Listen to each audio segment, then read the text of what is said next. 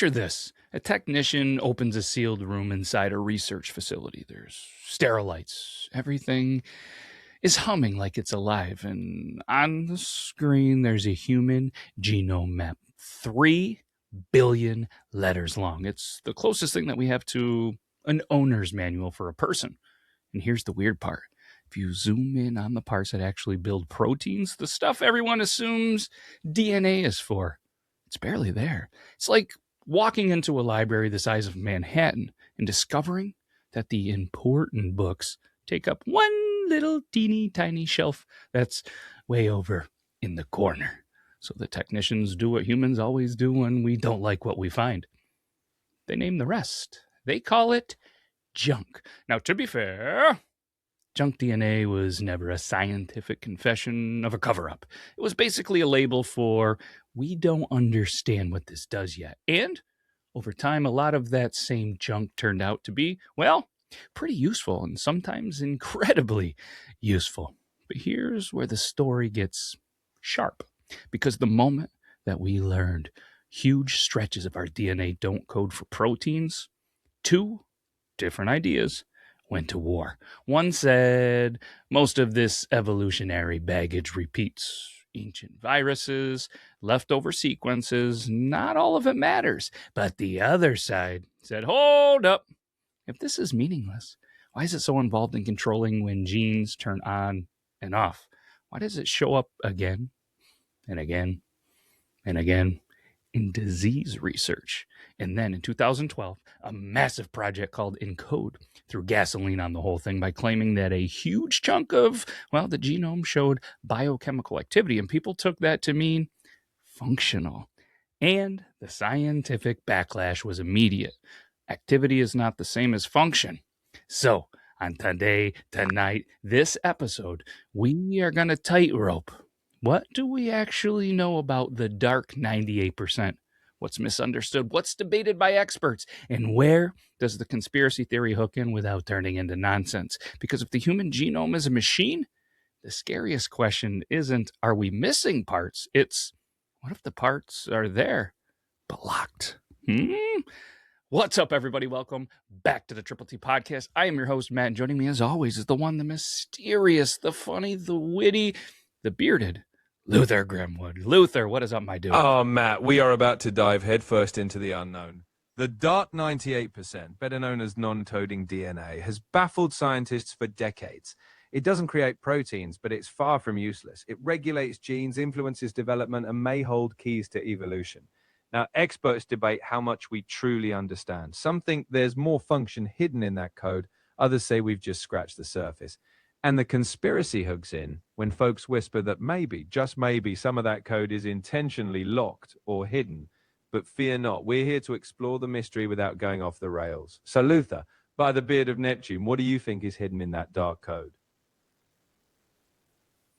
Oh my God. So again, sometimes Luther decides to refer to himself in the third person. I'm Matt in Beard Laws. He is the mysterious Luther. But either way, what do I find out? Well, it doesn't matter what I find out because we're going to jump into this head first, as you said. But Luther, I wanted to just give a quick little shout out to a couple of the friends of the show. What do you think about that? Obviously, Liv Bearded. You guys have probably seen Mr. Ballin and his fancy flannels. They're cool and all, but me personally, I love the ones that live bearded. They take care of this beard. They take care of Luther beards. They take care of all of the beards. They're approaching their 10-year anniversary. There's going to be some big stuff happening. So keep an eye. Follow them on all the social medias. And if you want a heck of a deal and you want to support them by supporting me, check out Live Bearded. Use code BEARDLAWS. Save yourself some money. I got the 1880 in my beard. Another new friend of the show that I am hooked is called Squatch Juice. I've been getting my Squatch Juice on. You guys can go to squatchjuice.com/beardlaws. Get some hydration packets, get some energy and focus. And they just released the another Just Focus without the caffeine. I think I'm 6 or 7. Hey, you know what the kids do. Days without coffee. At the time of the recording, I've swapped it with the hydration, the energy and focus Squatch Juice. It's fantastic. 4 different flavors: pineapple, mango, strawberry, kiwi, my personal favorite, lemonade, and watermelon. Highly recommend. Do yourself a favor. It's all natural. There's no dyes. There's no artificial. I feel fantastic, and it's only been a week. So what do you think, Luther? Got anything else to say about our friends of the show? Matt, I think you nailed it. Live bearded keeps us majestic. Squatch juice keeps us sharp, and both keep us grounded in our legendary bearded adventures. So, friends of the show, keep those beards luscious and that mind sharp. And now, back to the mystery. Because, my dude, if there's a code hiding something in our DNA, I've got a feeling we're about to unlock a wild story. I got a feeling, ooh, ooh. There's your poor singing of the day. But what we do at every episode is we come up with a drink recipe. Today, at the time of the recording, is my dude Logan's birthday. He loves his whiskey. He loves his Miller lattes. Luther, I want you to come up with a themed episode drink that ties in some kind of great whiskey, honors my dude Logan, but really ties into this episode. So what do you got? All right, in honor of Logan and the dark mysteries of the genome, let's craft the locked code. Take a solid whiskey, a smoky single malt, mix it with a splash of ginger beer for a little zing, and a dash of black brie liqueur, because what's hidden in the dark can be sweet. Garnish with a lemon twist to unlock the flavor. Sip and toast to Logan and the mysteries we're about to tackle. Absolutely. Let's sip and toast to my dude Logan. My dude. All right. Are you ready to jump into this, Luther? You got anything else that we should touch on? I've got my metaphorical glass raised, my friend. I say we dive right in, because when you're balancing on that tightrope of curiosity, the only way is forward. Let's crack open the mystery. Yep. And I do want to say that this is our opinions. This is our fun. Every once in a while, we do say a topic that maybe, I don't know if controversial is the right one. So, Luther, why don't you hit him with an episode warning or whatever, the viewer discretion, whatever. This is our opinions. We're having fun with this. They're conspiracy theories. Sometimes we nail it. Sometimes we're just a little bit off. Feel free to roast us. That's fine. I got tough skin. But yeah, hit us with that that professional sounding I don't know, whatever the word is, Luther. Dear listeners, a brief note. The following is all in good fun. We're diving into mysteries, theories, and a bit of the unknown. But remember, it's all speculative, not definitive. We'll explore, we'll joke, we'll ponder, but it's not gospel. So enjoy the ride. Think critically. And hey, if you've got thoughts or your own theories, bring them on. Now let's get into it. Let's get into it. And let's kind of pin down the core fact, Luth. There are only 1 to 2% of the human genome codes for proteins. That's been a standard ballpark figure for many years, and modern estimates put protein coding sequence even lower, depending on definitions. That means the overwhelming majority of our DNA is non-coding. And there's an important, I guess, nuance to this, because non-coding doesn't mean useless. All right. So you don't have non-coding coworkers. All right. It actually means doesn't directly become a protein. Exactly. Non-coding DNA plays a massive role in regulation. It's like the control panel, switching genes on or off, influencing when, where, and how proteins are made. Plus, it's packed with regulatory sequences, structural elements, even bits from ancient viruses. So that dark 98% isn't a waste. It's the behind-the-scenes director, and that's where the fun debates come in. Yeah, and over the last couple of decades, researchers have been steadily showing that hidden inside non-coding regions are regulatory elements, switches, dimmers, timing controls, stuff that can matter a lot, right? Absolutely. Some of these sequences control how genes are expressed, like enhancers that boost activity or silencers that dampen it. There's also the whole world of non-coding RNAs, some small, some long, that fine-tune gene activity. So even though it's not making proteins, it's orchestrating the whole show. Orchestrating the whole show. I like how you put that. All right, well done. And we talked about it a little bit earlier, the junk DNA, right? It wasn't just some villainous invention. It was a shorthand idea. Is that the right way to put it, I think, Luther? That I guess gained some popularity as scientists realized that large portions of genomes could actually be made of repetitive sequences and remnants of transposable elements, right? Exactly right. Junk DNA was a term that caught on when we didn't fully grasp the complexity. But now we know a lot of those repetitive bits, like transposons or retroelements, actually shaped our evolution. Some even got repurposed into regulatory tools. So what was once dismissed as junk is now a treasure trove of genetic innovation. Yeah, and over time, I guess that label kind of became a little misleading because it mixed together, almost like the birthday drink that we came up with early. It was truly repetitive sequences with really no known effect, sequences that do regulate gene expression and sequences that are transcribed into non coding RNAs, which maybe that's a term you've heard of over COVID. Oh, absolutely. Non-coding RNAs are like the undercover agents of the genome. MicroRNAs, LuncRNAs, and others, they fine-tune gene expression, sometimes acting like brakes, sometimes like accelerators. So the old junk label definitely didn't do justice to this complex dance. It's all part of the genome's finely tuned orchestra. Yeah, in modern science, well, it's more careful. It typically says non coding instead of junk because the situation, let's be honest, is more complicated than that. So, yes, there are some people that still say junk DNA, but researchers are increasingly trying to treat that term almost like a loaded weapon. Exactly. It's almost a relic of an earlier era. Now scientists know that even sequences we don't fully understand could have roles we haven't discovered yet. So they're cautious. Non-coding is a more neutral term. It leaves room for discovery. And who knows, what seems silent today might be key tomorrow. Oh, and you know what they say about those silent ones? They're deadly, you know what I mean? Oh, No? absolutely. In genetics and in life, right? The quiet bits might just be pulling the biggest strings. So let's give that dark DNA some respect. It might be doing more than we think. Oh, it absolutely might be doing more than we. Let's talk about the dark genome. You just brought it up. I personally think that a helpful way to kind of think of it is this: protein coding genes are like the parts list. Non-coding regions include a lot of the instructions for when, where, and how strongly those parts get used. The UCSF describe this mysterious, let's go with mysterious, like Luther, 98% is kind of a genomic dark matter and emphasizes that within it are regulatory elements tied to disease processes.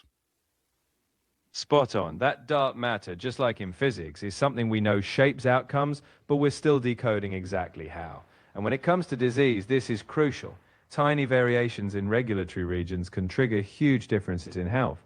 So understanding this dark genome is a key frontier in figuring out genetic risk.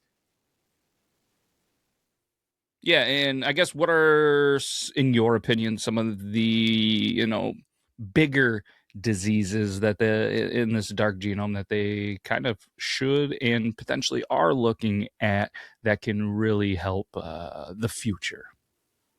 Well, some big ones are already under the lens. Cancer, for instance, is a major one because regulatory mutations can turn genes on or off at the wrong time. Neurodegenerative diseases like Alzheimer's are another focus since subtle regulatory shifts could affect brain cell function.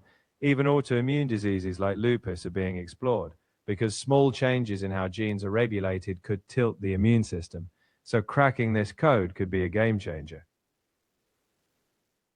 Now, correct me if I'm wrong, but I thought I saw an article pretty recently where it was like Japan or another country like that thought that they actually had a cure for cancer based on this dark genome, right? In Japan, researchers are tapping into the dark genome, the non-coding parts of DNA, to uncover cancer-specific antigens.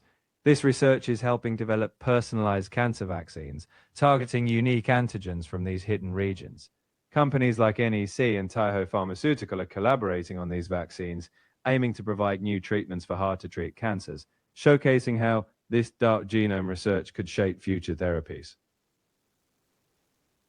Man, it'd be so cool to be able to live through the breakthrough of being able to kind of cure cancer, because from what I've always understood, like every one of us has cancer in our body. We just don't fully understand how that cancer gets activated in certain people. Exactly. Our cells can have mutations or dormant cancer-like behaviors, but it's a matter of regulation when the wrong switch gets flicked. If we can harness that dark genome understanding to stop those activation moments, it could truly change the game. And we'd be right here, sipping squash juice, watching history happen. You know this. Stroking our beards. That's powered by Live Bearded. Use code Beard Laws. But even if most DNA doesn't build proteins, it can still control the proteins. And here's the match that makes. Let's go with this. This episode sings. We know Luther doesn't sing. I'm the singer of the group, but this episode is about to sing because in 2012, we mentioned it earlier, the ENCODE projects reported that 80.4% of the genome showed biochemical activity. That's the binding transcription marks and etc. Headlines, they started to run wild. No more junk DNA. Oh, those headlines were dramatic, weren't they? But the reality was more nuanced. That biochemical activity doesn't mean every part has a clear function. Some bits might just be hanging around. But it did show that the genome is buzzing with potential. The key is figuring out what's meaningful, and that's where the real detective work continues. Yeah, because the critics, they're always around. Doesn't matter on which side, there's always going to be multiple sides. Just like they say, there's two sides to every coin. The critics, they pointed out a massive issue in their opinion that ENCODE used a broad biochemical activity definition. Well, many biologists use selected effect function, which is like the sequence is preserved by evolution because they do something beneficial. This is not some petty academic argument. It truly does matter. My chemistry teacher's probably so proud of me right now. I told you I paid attention most of the time. I'm sure your chemistry teacher's beaming, and you're right, it's a big deal. Just because a sequence gets used doesn't mean it's essential. Evolutionary conservation helps us find the crucial parts. So the debate is, which bits are truly functional versus which are just along for the ride? And that's why the dark genome is still such a puzzle. Yeah, because let's be honest, if function just means anything happens here, then basically your genome is like, my garage is functional because dust interacts with the floor, right? Exactly. And trust me, I've got a garage like that too. The key is knowing what's truly vital, like the tools you use every day versus the random clutter. So that's the ongoing adventure, sorting the dust from the essential stuff. I wish I had a garage. You know how inconvenient it is to have to like start the vehicle, run the vehicle, brush off the vehicle times two. But all right, no more petty stuff, because then you have other colleagues and critics that would argue calling 80% functional creates absurd consequences when you consider mutation rates and population genetics, putting an upper limit far below that number. So what's the verified truth? Lots of non-coding DNA shows biochemical activity. A portion is clearly functional, regulation RNAs, structural roles. The fraction that is functional depends on what you mean by functional. And scientists, they're not all going to agree, right? That disagreement is where conspiracy thinkers, they decide to pitch a tent in camp. Exactly. When there's scientific debate, conspiracy thinkers often swoop in and say, aha, they don't know everything. But that's how science works. We're always refining. Just because it's still a mystery doesn't mean it's a cover-up. It just means there's more exploring to do. And that's half the fun.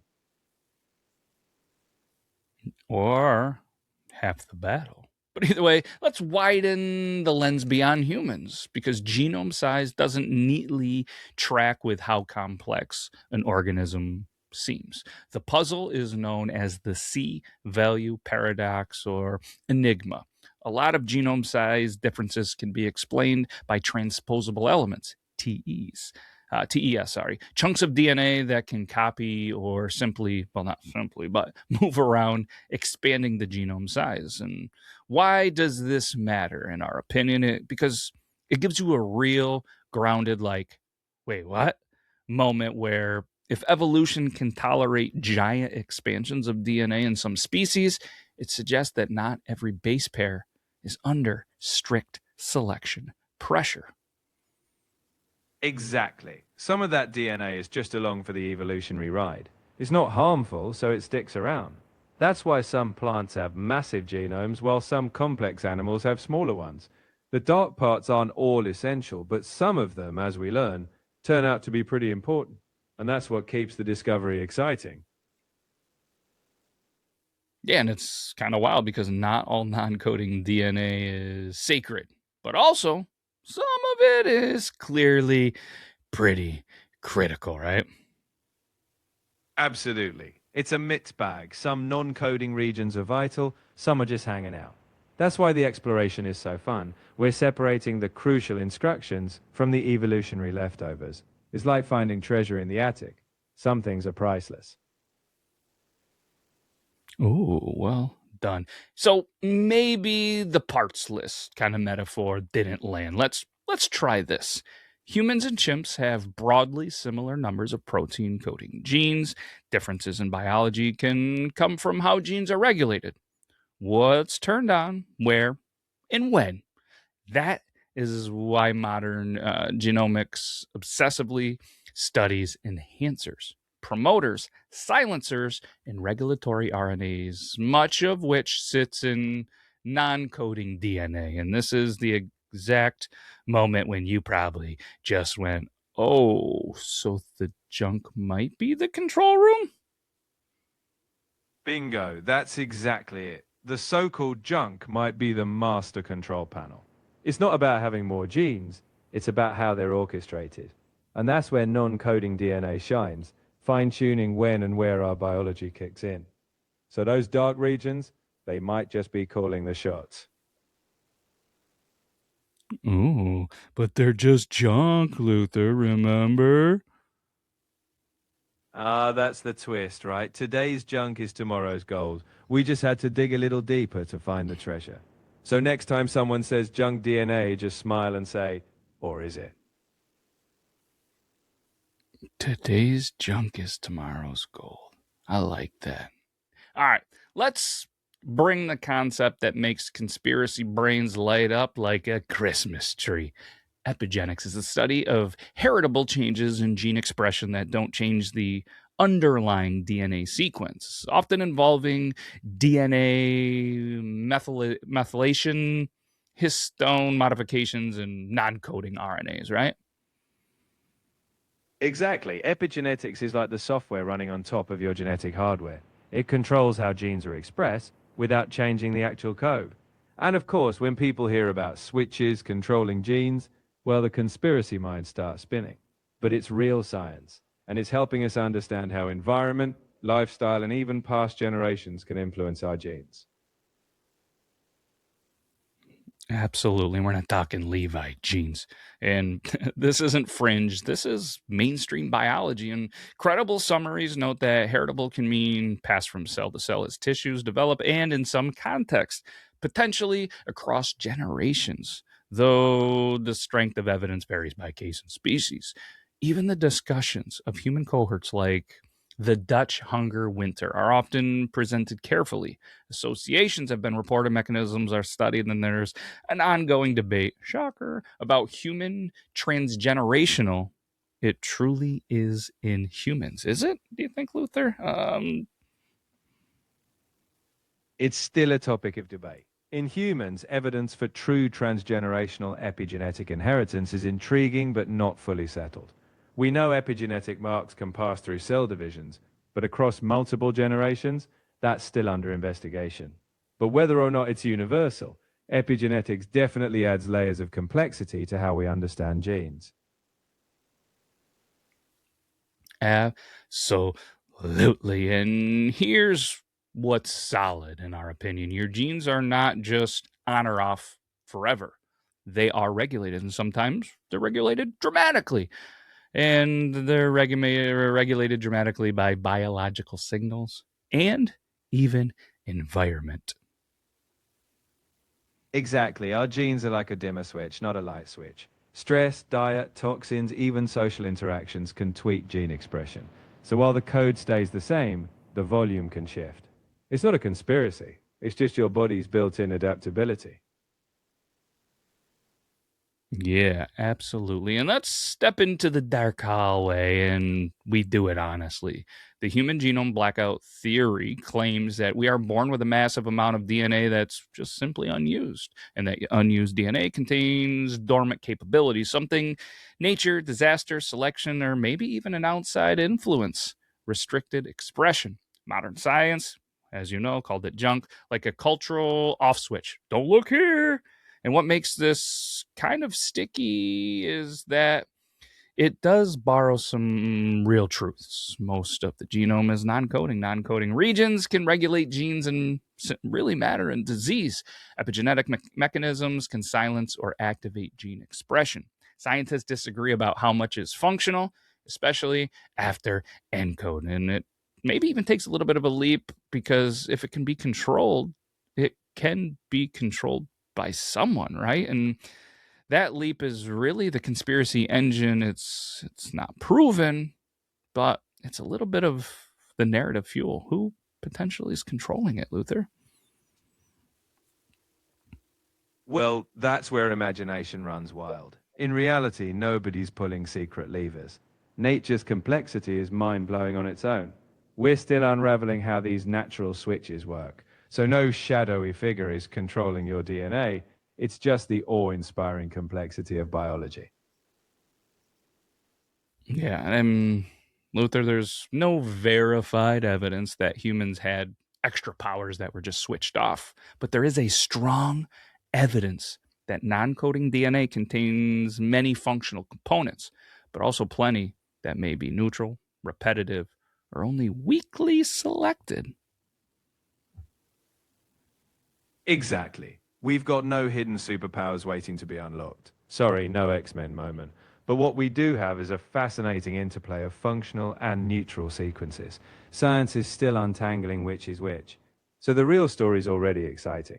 No conspiracy needed.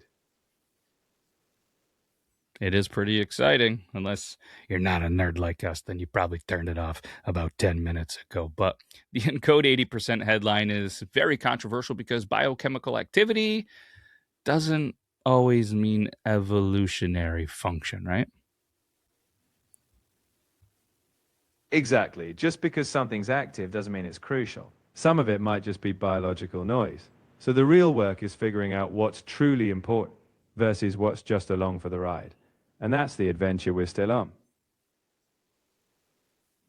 Yeah, and with that being said, the phrase, we don't understand the genome, I mean, it can almost be seen as comedy.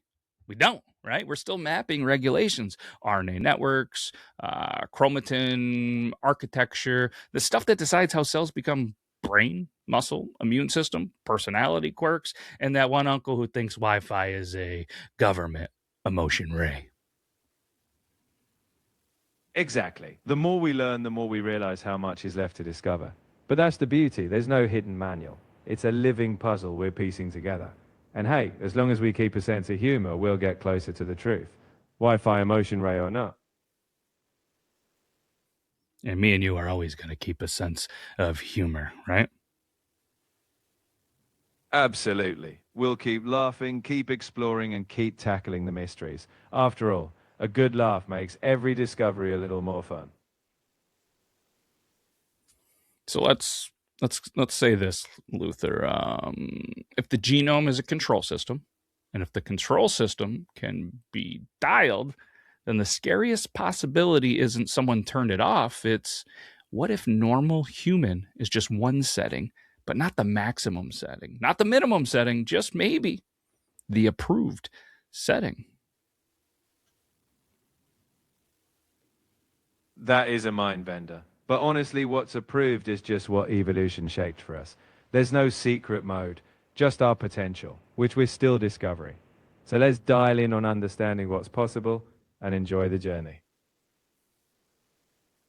Yeah, and I mean, if this is simply what we're rocking is the approved setting, and it maybe is true, then the real blackout isn't the DNA. It's in the assumption that we've already become everything that we're supposed to be.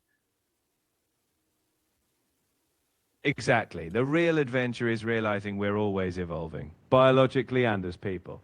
We haven't reached some final state. So the exciting part is embracing growth. Who knows what we'll discover next? Yeah, because in a world where genes are switches, the question isn't whether the switch exists, it's who gets to touch it. And the fun part is it's nature, environment, and sometimes even us. Our choices, our habits, our science. So we're all part of the big switchboard. No conspiracy needed. Just curiosity and a sense of wonder. Absolutely. So, all right, Luther, that's a wrap. That's another episode in the books. Hopefully you enjoyed it. I know I enjoyed it, and hopefully all of our amazing listeners did as well. Thank you. And also, hopefully you're enjoying all the other, content that's on the Beard Laws Network. We put a lot of hard work into it. It is a lot of fun. We can't thank everyone for all their support. It's a newer channel. We're almost at 100 subscribers. Maybe we'll do something cool with Squatch Juice and Live Bearded for our 100 subscribers. Maybe we won't. I don't know. But either way, can't thank you enough for taking some time out of your busy day to give us a listen. Luther, hit us with the outro. Thanks for joining us on this wild ride. Whether it's genomes or squatch juice, we love exploring it all with you. So keep that curiosity strong, and until next time, beard on, my friends. Beard on, my friends. Take care, everybody. Bye-bye.